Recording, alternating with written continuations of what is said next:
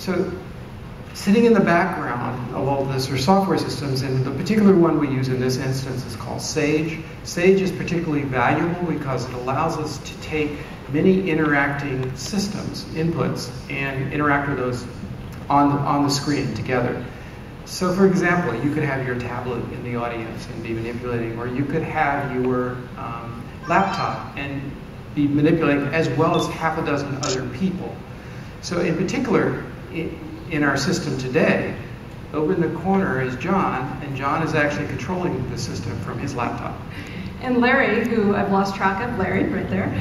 Larry's laptop can be shown on the display as well, and lots of people gathered around. Yes, there's Larry, using these collaborative spaces. So we've really evolved from the age of the individual personal computer into what I think of as more of the group computer, the collaborative environment. And these larger displays that you see here, they allow you to put a lot of information on the display at once and see it all together. It's like external memory because we have so much data, so much stuff we're working with all the time now. So it's external memory, but it's also external cognition.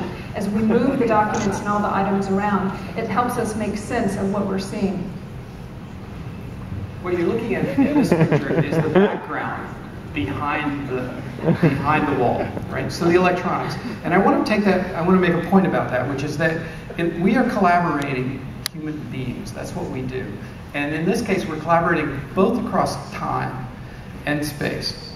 And the time part's particularly unusual because to build this, it depends on electronics, which depends on Maxwell's equations for electromagnetism, which were invented or created more than 100 years ago. So clearly that sort of transition in time is taking place. In addition,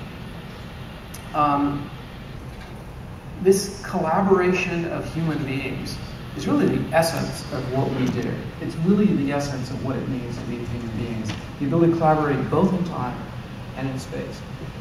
There are two big problems that I want to say a little bit about, and one of those is sustainability on our Earth. How do we sustain the Earth? And the other of which is climate. And the thing I really just want to say is they're really hard, and it's going to take all of us working together as a collaborative system, as a collaborative group in order to solve it. The social problems and the scientific problems we face are complex. They span many different disciplines and they span many different borders. These collaborative technologies allow us to open up portals between universities, between offices, between homes on the Earth and homes in space. We're building a globally connected community, a world without walls, where we can come and work together to solve problems, but we can also experience each other on a human level, sharing emotions and sharing experiences, like the sunset that you see here on Mars. Thank you.